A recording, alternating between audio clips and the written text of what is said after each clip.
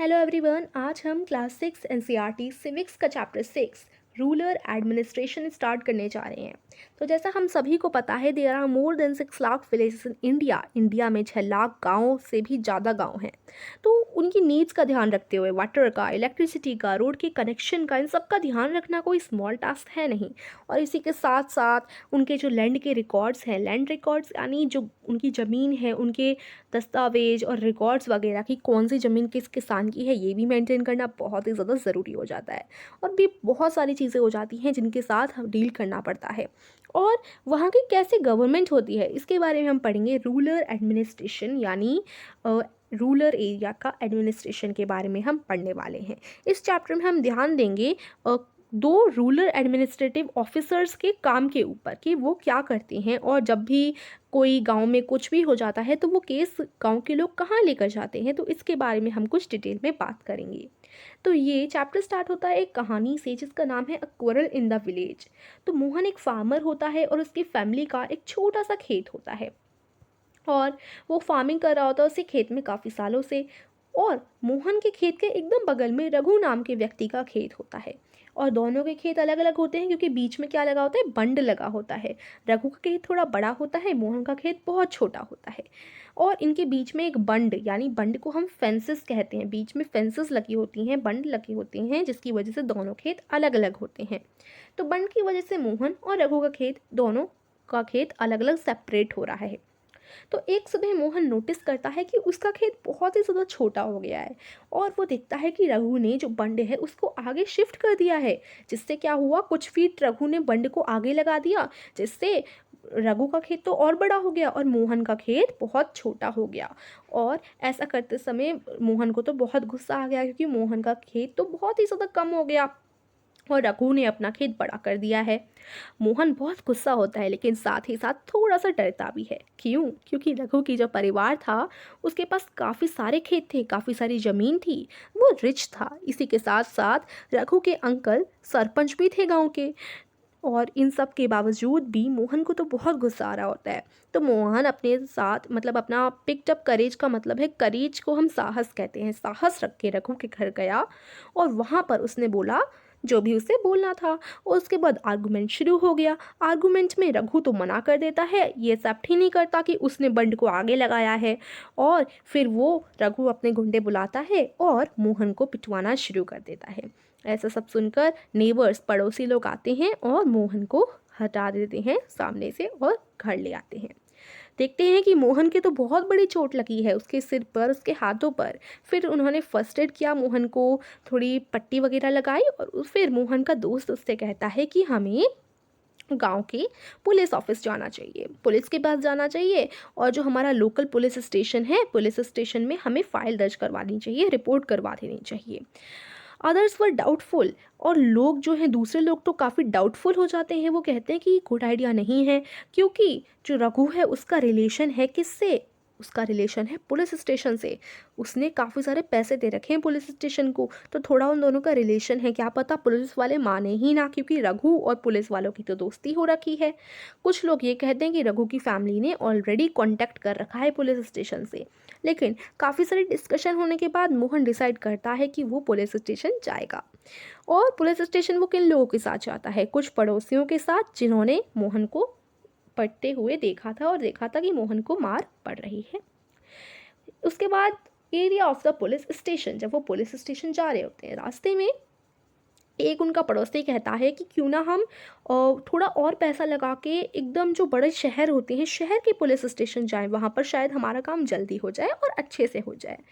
और फिर मोहन जवाब देता है, नहीं, ये पैसों का सवाल तो है ही नहीं, हम इधर ही रजिस्टर करेंगे अपना केस, क्योंकि यही एक पुलिस स्टेशन ऐसा है जो कि हमारे गांव के एरिया ऑफ वर्क में आता है। मोहन समझाता है पड़ोसियों को, we can register the case only in this police station because our village come in its area of work, यानी इस पुलिस स्टेशन के एरिए में हमारा गांव आता है। तो अब इससे हमें पता चलता है कि हर पुलिस स्टेशन का एक एरिया होता है, हर पुलिस स्टेशन का एरिया होता है जो कि पुलिस स्टेशन के कंट्रोल में होता है। अब जो मोहन का गांव था वो एक ही पुलिस स्टेशन के कंट्रोल में था, तो वो उसी पुलिस स्टेशन अपने कंप्लेंट दर्ज करवाने जा सकता है।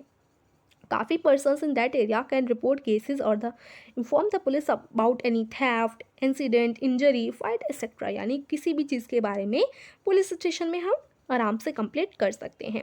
और फिर वो पुलिस की रिस्पॉन्सिबिलिटी होती है कि जो भी इंक्वायर किया है उसके इन्वेस्टिगेट करे और उसके बाद एक्शन ले उस केसेस के खिलाफ और अपने एरिया में उसके खिलाफ एक्शन ले। ठीक है, तो हमने क्या देखा कि हर पुलिस स्टेशन का एक एरिया आता है, हर पुलिस स्टेशन के कंट्रोल में एक एरिया होता है और पुलिस को फिर रिस्पॉन्सिबिलिटी बन जाती है पुलिस की कि उस एरिया में जो कुछ भी हो रहा है उसको एक्शन ले उस चीज़ पर। The work at the police station. अब क्या होता है when they reach the police station, जब वो लोग पुलिस स्टेशन पहुंचते हैं तो मोहन जाता है एसएचओ के पास। एसएचओ कौन होते हैं? एसएचओ की फुल फॉर्म होती है, एक्चुअली में वो इंचार्ज होते हैं और उनकी फुल फॉर्म होती है station house officer. So this is important, आप इसको याद में रखिएगा, स्टेशन हाउस ऑफिसर और एसएचओ। ठीक है, एसएचओ को हम उनकी फुल फॉर्म है स्टेशन हाउस ऑफिसर। तो एसएचओ के पास जाता है और उन्हें बताता है कि जो कुछ भी हुआ। फिर वो क्या करते हैं, कोई भी कंप्लेंट नहीं लिखते, वो कहता है कि कंप्लेंट लिख दीजिए, लिखित में लिख दीजिए कंप्लेंट।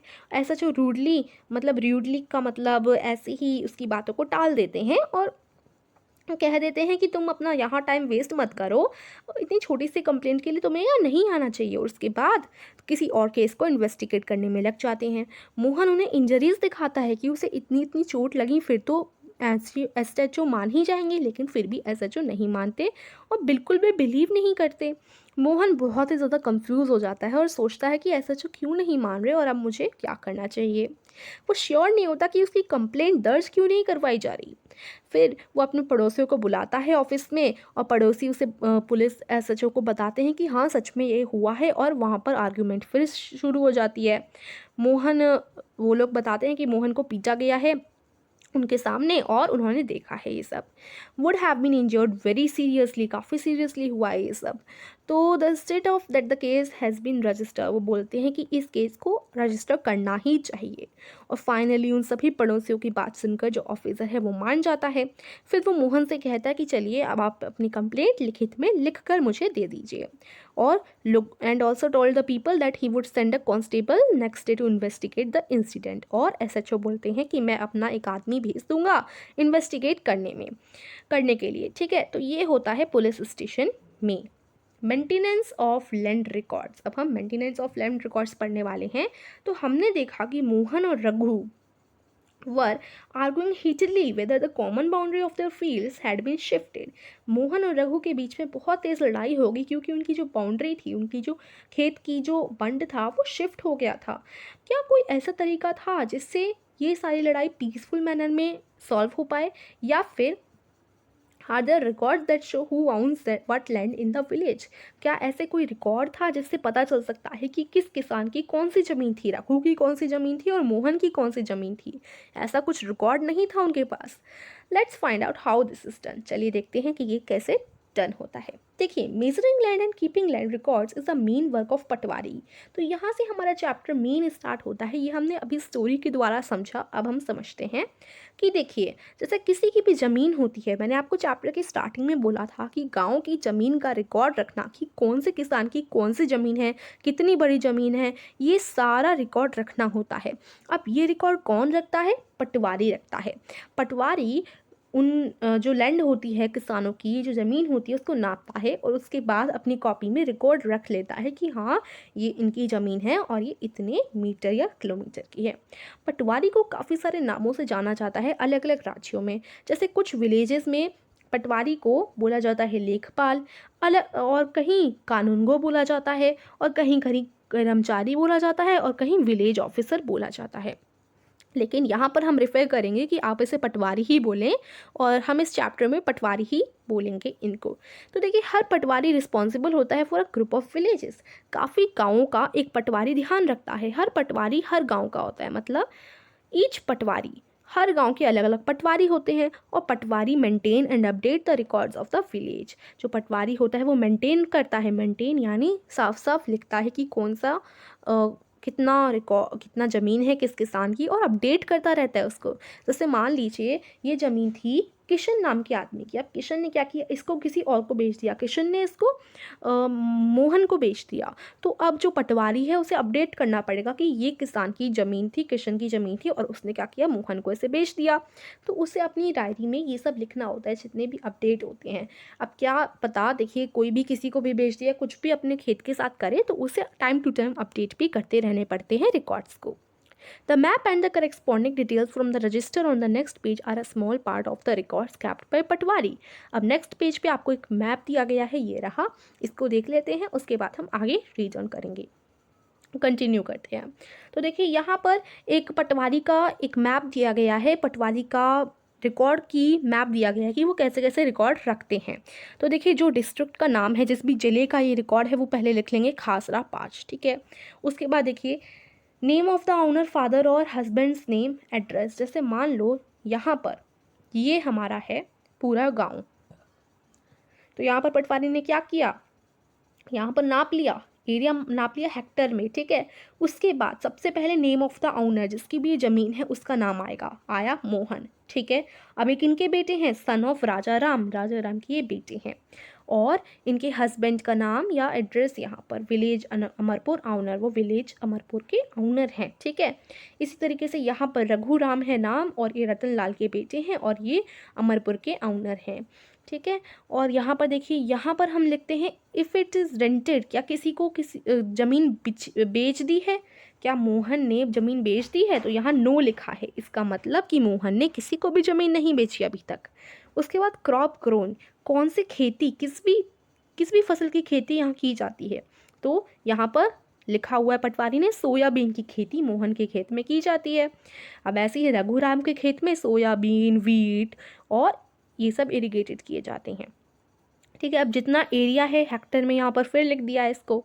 उसके बाद देखिए सेकेंड क्रॉप ग्रोन, अगर कोई और क्रॉप यहाँ पर उगाई जाती है तो ये लिखेंगे, ठीक है। तो इस तरीके से ये करते हैं। अब यहाँ पर फैसिलिटी क्या क्या है, रघु के गांव में एक वेल है जो कि काम करता है, ये सब वो लिखते हैं, ठीक है। अब हमने देख लिया map. The patwari usually has ways of measuring agriculture fields, patwari के पास काफ़ी सारे तरीके होते हैं जिससे वो किसी भी ज़मीन को नाप सकता है, किसी भी किसान की ज़मीन को। कभी कभी वो लॉन्ग चेन का प्रयोग करता है, तो कभी कभी दूसरे सामानों का। तो above instance the patwari would have measured both Mohan and Raghu's field, तो पटवारी ने मोहन और रघु दोनों की ही ज़मीन का नाप लिया होगा। तो अब वो कंपेयर कर सकते हैं कि जो पटवारी ने अपने रिकॉर्ड रख रखा है उसी हिसाब से दोनों के खेत का अभी भी माप है, और अगर मोहन के खेत का कम माप आएगा या फिर हम कह लें रघु के खेत का ज़्यादा माप आएगा, तो इससे पता चलता है कि रघु ने बंड को आगे बढ़ाया है, राइट।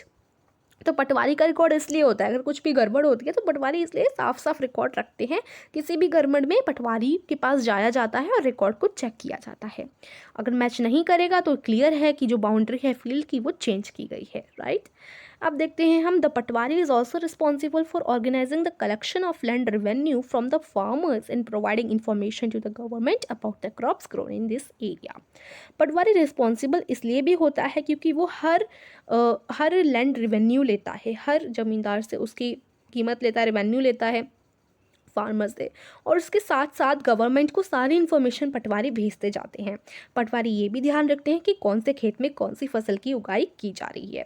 फॉर एग्जाम्पल, जैसे हमने पिछला देखा था ना, पहले रघु के खेत में किसकी, मान लीजिए मैं रघु नाम, चलिए किशन नाम ले लेते हैं, किशन के खेत में किसकी उगाई की जा रही है, वीट की, तो साइड में पटवारी वीट लिख लेगा, ठीक है। और अगर बाई चांस किसान ने चेंज कर लिया, वीट की उगाई ना करके उसने रख दिया सोयाबीन, आज से मैं सोयाबीन की उगाई करूंगा, तो फिर पटवारी अपडेट कर लेगा कि अब ये सोयाबीन उगाता है।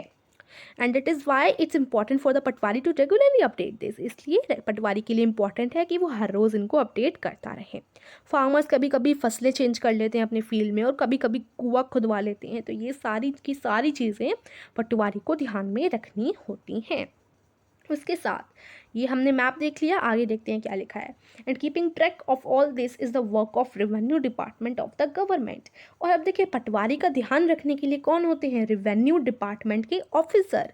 अब उसके बारे में हम पढ़ते हैं। पटवारी के काम का ध्यान रखते हैं सीनियर पीपल, जो पटवारी से बड़े लोग होते हैं। In this department supervise the Patwari work. तो पटवारी का ध्यान कौन रखते हैं, रेवेन्यू डिपार्टमेंट के ऑफिसर रखते हैं। अब इसके बारे में यहाँ पर हम डिटेल से पढ़ते हैं। All states in India are divided into district. जितने भी इंडिया में स्टेट्स हैं वो किन में डिवाइडेड हैं, डिस्ट्रिक्ट में डिवाइडेड है ना। सारे जो राज्य हैं वो डिस्ट्रिक्ट यानी जिलों में बांटे गए हैं। जैसे मान लीजिए ये है हरियाणा, हरियाणा को कई सारे जिलों में बांट दिया गया, इस तरीके से बांट दिया, और अच्छी तरीके से मैनेज हो पाए इसलिए ये बांटे गए हैं। अब जिलों को भी किस में बांट दिया गया है, जिलों को भी और डिवाइड कर दिया गया है इस तरीके से। ये तो जिले हैं, ये जिले हो गए, अब इनको भी थोड़ा और, डिस्ट्रिक्ट को भी थोड़ा और डिवाइड कर लिया, इतना डिवाइड कर लिया। अब ये जो बहुत सब डिवाइडेड किए ना, जिलों को भी डिवाइड किया है, उनको हम कहते हैं तहसील या तालुका। ठीक है, तो देखिए बहुत इजी है, आपको बस ये समझना है। सबसे पहले हमारा स्टेट होता है, स्टेट को हमने डिवाइड कर लिया किस में, डिस्ट्रिक्ट में, और डिस्ट्रिक्ट को डिवाइड कर लिया हमने तहसील या तालुका में। ठीक है, टी लिख देती हूँ, तहसील या तालुका जो भी आप बोले मान लीजिए। ठीक है, तो ये होता है तहसील, तालुका, डिस्ट्रिक्ट और state. At the head is the district collector and under her are the revenue officers. तो देखिए हम डिस्ट्रिक्ट लिखते हैं, डिस्ट्रिक्ट, डिस्ट्रिक्ट का ध्यान कौन रखता है, डिस्ट्रिक्ट का ध्यान रखता है डिस्ट्रिक्ट कलेक्टर, जो सबसे टॉप पे होता है। डिस्ट्रिक्ट का ध्यान डिस्ट्रिक्ट कलेक्टर रखेंगे, तो डिस्ट्रिक्ट कलेक्टर के लिए मैं डीसी लिख देती हूँ, डिस्ट्रिक्ट कलेक्टर। ठीक है, डिस्ट्रिक्ट का ध्यान डिस्ट्रिक्ट कलेक्टर रखेंगे। उसके बाद जो तहसील आ जाती हैं ना, तहसील का ध्यान तहसीलदार रखते हैं। बहुत इजी है, यानी डिस्ट्रिक्ट को भी जो बांट दिया जाता है तहसीलों में, तो तहसील का ध्यान तहसीलदार या फिर हम कह लें रेवेन्यू ऑफिसर्स रखते हैं। उसके बाद कौन से फार्मर की कौन सी ज़मीन है, ये सब काम पटवारी करते हैं। पटवारी जाते हैं, हर जगह घूमते हैं और रिकॉर्ड रखते हैं कि कौन कौन सा क्या क्या काम चल रहा है और किसकी कौन सी ज़मीन है। ठीक है, तो I hope it is clear. अब देखिए क्या होता है, अगर पटवारी कोई गलती करे या पटवारी जो जो काम कर रहा है वो सही से कर रहा है कि नहीं कर रहा, ये ध्यान रखने का काम होता है रेवेन्यू ऑफिसर या फिर हम कह लें तहसीलदारों का। ठीक है, तो जितने भी तहसीलदार या फिर रेवेन्यू ऑफिसर्स हैं वो ध्यान रखेंगे कि पटवारी प्रॉपरली अपना रिकॉर्ड रख रहा है या फिर नहीं रख रहा। ठीक है, और रेवेन्यू ऑफिसर और पटवारी दोनों का ध्यान डिस्ट्रिक्ट कलेक्टर रखते हैं, ये सबसे टॉप पे होते हैं डिस्ट्रिक्ट कलेक्टर।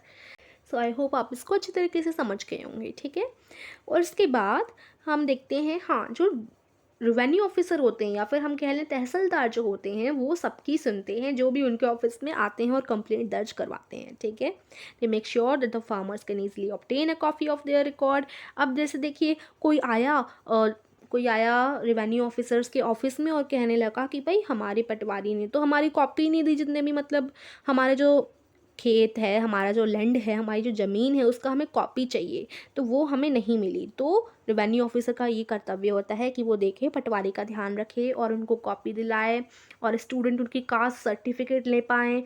मतलब एक तरीके से हम कह सकते हैं तहसीलदार या रेवेन्यू ऑफिसर का जो ऑफिस होता है ना, उसमें हर किसी की सुनी जा सकती है, सुनी जाती है। ठीक है, और हर किसी की मांगें पूरी की जाती हैं। ठीक है, तो हमने समझा सबसे टॉप पे होता है डिस्ट्रिक्ट कलेक्टर, उसके बाद तहसीलदार और उसके बाद पटवारी। पटवारी का ध्यान तहसीलदार रखते हैं और तहसीलदार पटवारी दोनों का ध्यान डिस्ट्रिक्ट कलेक्टर रखते हैं। तो अब देखिए क्या होता है, farmers often require a copy और their lands record together with a map. Farmers जो किसान होते हैं ना, उनको अपनी ज़मीन का कॉपी चाहिए होता है मैप के साथ। ठीक है, क्यों चाहिए होता है, जैसे आपको प्रीवियस इलस्ट्रेशन में दिखाया, इस तरीके से कॉपी चाहिए होता है, ये रहा कॉपी। ठीक है, तो मतलब जो भी पटवारी ने उनकी लैंड है, पटवारी ने, जैसे पटवारी क्या करता है, जिसकी भी ज़मीन होती है उसका रिकॉर्ड रखता है। तो अब जैसे मान लो हरि कृष्ण की ज़मीन है और पटवारी ने उसका रिकॉर्ड रख रखा है, तो पटवारी कॉपी दे देगा उनको, किसानों को। ठीक है, अपनी ज़मीन की, उनकी ज़मीन की पटवारी उन्हें कॉपी दे देगा, ये आप समझ लीजिए।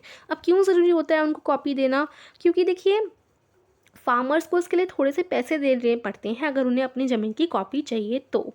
और however this information is really made available, ये आराम से कॉपी मिल जाती है, लेकिन कभी कभी किसानों को इसके लिए काफ़ी सारी प्रॉब्लम्स से लड़ना पड़ता है, तब जाकर कॉपी उन्हें मिलती है। अब देखिए क्यों मिलती है, कंप्यूटराइज कॉपी होती है और ये ज़्यादातर पंचायत ऑफिस में भी पाई जाती है कॉपी, और जिससे वो इजीली अवेलेबल हो जाए और रेगुलरली अपडेट कर दिया जाए। तो फार्मर को कॉपी इसलिए चाहिए होती है क्योंकि कभी कभी देखिए वो अपना जो है प्लॉट किसी और को बेचे, तो जिसको भी वो बेच रहा है वो मांगेगा ना कॉपी की, दिखाइए आपका ज़मीन की कॉपी दीजिए हमें, तो इसलिए फार्मर को कॉपी की ज़रूरत होती है अपने ज़मीन की कॉपी की। ठीक है, तो ये तो हमने पढ़ ही लिया है। अब हम देखते हैं डॉटर्स विश। अब देखिए, आपको पता है जैसे हम एक एग्ज़ाम्पल ले लेते हैं, जैसे 3 बेटे हैं किसी के, 3 नहीं 2 बेटे हैं और 1 बेटी है किसी की। ठीक है, अब उसके जो पापा हैं, जो भी इनके पापा हैं, अगर उनकी डेथ हो जाए तो उनका पापा की जो ज़मीन होती है वो किस में बाँट दी जाती है? बच्चों में बाँट दी जाती है, और बच्चों में भी स्पेशली बेटों में बाँटी जाती है। पहले क्या होता था, बेटियों को ज़मीन नहीं दी जाती थी, बेटों को ही मिलती थी ज़मीन। तो देखिए, उसके खिलाफ एक वो चला था, और उसमें क्या हुआ था, गवर्नमेंट ने फिर एक लॉ निकाल दिया था कि अब से बेटियों को भी ज़मीन दी जाएगी। तो देखते हैं हम, जब ओनली बेटों को ज़मीन मिलती थी, बेटियों को ज़मीन नहीं मिलती थी, तब बेटी की मन की क्या, मतलब बेटी के मन में क्या आता था। अ डॉटर्स विश। देखिए, फादर इनहेरिटेड अ हाउस, ये एक छोटी सी कविता है, इसको पहले मैं पढ़ूंगी फिर इसका मतलब समझाऊंगी। Father inherited our house from his father, and everyone says he will leave it to brother. But what about me and my mother to expect a share in my father's home? It's not very womanly, I am told, but I really want a place of my own, not dowry of silk and gold. ठीक है, तो इसमें बताती है बेटी कि देखिए, पापा को उनकी ज़मीन किससे मिली, उनके पापा से, और उनके पापा को उनकी ज़मीन मिली उनके पापा से, मतलब सबके पापा को मतलब जैसे देखिए, बेटी बताती कि मेरे पापा को ज़मीन मिली मेरे दादाजी से, यानी उनके पापा से, और हर कोई ये कहता है कि बेटे को ही ज़मीन दी जाती है, मेरे भाई को ही ज़मीन मिलेगी, मुझे भी ये पता है, लेकिन मेरा और मेरी मम्मी का क्या, वो क्या करेंगे? और हमें भी शेयर मिलना चाहिए, यानी हमें भी हमारी ज़मीन मिलनी चाहिए फादर के होम की। हमें क्या होता है, हमारे फादर के होम को हमें शेयर नहीं मिलता और हमारे भाइयों को मिल जाता है। ये काफ़ी वुमेनली है, मुझे बताया गया है शुरू से कि ऐसा ही होगा। But I really want a place of my own, लेकिन मुझे खुद की भी ज़मीन चाहिए, मुझे दूसरों के हक पर नहीं रहना, मतलब मुझे खुद की भी ज़मीन, मेरा हिस्सा भी होना चाहिए। एक बेटी ये बोलती है कविता के माध्यम से। ठीक है, तो इसमें बताते हैं कि इसके बाद क्या हुआ, गवर्नमेंट ने एक नया लॉ निकाल लिया। नए लॉ में, नए कानून में क्या था, हिंदू सक्सेशन अमेंडमेंट एक्ट नाम था, और ये लॉ आया था 2005 में। ठीक है, ये आपको ध्यान में रखना है, हिंदू सक्सेशन अमेंडमेंट एक्ट 2005 में आया था। और इसमें क्या था, जो किसान होते हैं वो, उनकी जो ज़मीन होती है हमेशा, जैसे देखो अगर मैं नाम लूँ किसान, तो आपके मन में कौन आए, किसान ही आए, लेकिन आदमी आए, आदमी खेती बाड़ी करते हुए आदमी आए, क्योंकि ज़्यादातर हमारे मन में आदमी ही आते हैं, वुमेन का हमारे मन में पिक्चर नहीं आती। लेकिन हमें पता है वुमेन भी खेतों में काम करती हैं, but not as people who owns agriculture land. लेकिन ज़्यादातर क्या माना जाता है, जो भी ज़मीन होती है वो हमेशा बेटों को ही मिलती है, आदमियों को ही मिलती है। रिसेंटली अभी के स्टेट्स में हिंदू वुमेन को कभी भी फैमिली के एग्रीकल्चर का कोई भी ज़मीन नहीं मिली है। जब पापा की डेथ हो जाती है तो प्रॉपर्टी इक्वली बांट दी जाती है, बेटों में, बेटियों में नहीं। लेकिन अभी अभी 2005 में एक लॉ बदला है, और इसमें ये लॉ आया है कि बेटी हो, बेटा हो और जो माँ हो, तीनों को ही ज़मीन बांट दी जाएगी, बेटे को भी, बेटियों को भी और मदर्स को भी, हिंदू फैमिली में। ठीक है, equal share in the land, equal share होगा। और सेम लॉ अप्लाई सारे स्टेट्स में, ये लॉ अप्लाई होगा, और सारी यूनियन टेरिटरीज हमारे देश में, पूरे देश में ये लॉ अप्लाई किया जाएगा। ये गवर्नमेंट की तरफ से कानून आया है, और ये जो न्यू लॉ है, इससे बेनिफिट हो रहा है काफ़ी सारी वुमेन का। फॉर एग्जांपल, हम एक कहानी पढ़ते हैं, इससे थोड़ा और क्लियर होगा। सुधा है बहुत सबसे बड़ी डॉटर है, सबसे बड़ी बेटी है फैमिली की, लेकिन क्या हुआ, वो मैरिड हो गई, उसकी शादी हो गई, और वो अपने पड़ोस के गांव में ही उसकी शादी करवा दी। उसके पापा की डेथ हो गई। सुधा कभी कभी अपनी मम्मी के काम में मदद करवा देती थी, बार बार आ जाती थी और मम्मी के काम में, फार्मिंग में मदद करवाती थी। उसकी मम्मी ने पटवारी से बोला कि जो ज़मीन है वो मेरी बेटी के नाम कर दिए जाए, मतलब मेरी बेटी को भी दी जाए, और सारे बच्चों का नाम लिखा जाए इस रिकॉर्ड में। तो सुधा की mother confidently organise the farming with the help of the younger brother and sister. और फिर क्या होता है, कॉन्फिडेंटली सुधा की मम्मी और सुधा का जो भाई था और सुधा को, तीनों को ही ज़मीन दे दी जाती है। सिमिलरली सुधा भी, इससे क्या होगा कि वुमेन जो होंगी ना, अगर उन्हें भी ज़मीन मिलेगी तो वो, जैसे कभी कभी क्या होता है, कभी कोई प्रॉब्लम आ गई तो उन्हें किसी पर डिपेंड नहीं रहना पड़ेगा, उनकी खुद की ज़मीन होगी, वो अपने बच्चों का जो मुँह भूख है वो मिटा पाएंगी खुद की ज़मीन में खेती बाड़ी करके, तो उन्हें किसी के ऊपर डिपेंड नहीं रहना पड़ेगा। ठीक है, तो इसलिए यह लॉ निकला था। अब हम पढ़ते हैं अदर पब्लिक सर्विस। मतलब इस चैप्टर में हमने क्या पढ़ा? इस चैप्टर में हमने देखा कुछ administrative work of the government, administrative work देखे रूरल एरियाज़ के, स्पेशली हमने गांव के इलाकों का देखा कि क्या क्या होता है, मेंटेनिंग लॉ। वैसे ये बस यही बताया गया कि क्या क्या हमने देखा। फिर भी हम पढ़ लेते हैं पटवारी का जो हमने रोल पढ़ा पुलिस का। और इसके बाद हमने देखा कि अदर पीपल डिपार्टमेंट में जो तहसीलदार होता है, या फिर हम कह सकते हैं उसको रेवेन्यू ऑफिसर, ये जो होता है वो किस पे नज़र रखता है? पटवारी पे नज़र रखता है, सर्विस पूरी करता है, प्रॉब्लम जो भी वो गांव वाले प्रॉब्लम से लड़ते हैं उनका मदद करता है तहसीलदार। और हमने देखा लॉज के हिसाब से हमने मतलब काफ़ी कुछ पढ़ा। You have probably seen many other public service facility provide by various departments of the government. ठीक है, तो आई होप आपको चैप्टर समझ आया होगा। चैप्टर हमारा फिनिश होता है, और अगर अच्छा लगा तो प्लीज़ वीडियो को लाइक कीजिए, और समझ आया तो ज़रूर चैनल को सब्सक्राइब भी कीजिए। Thank you.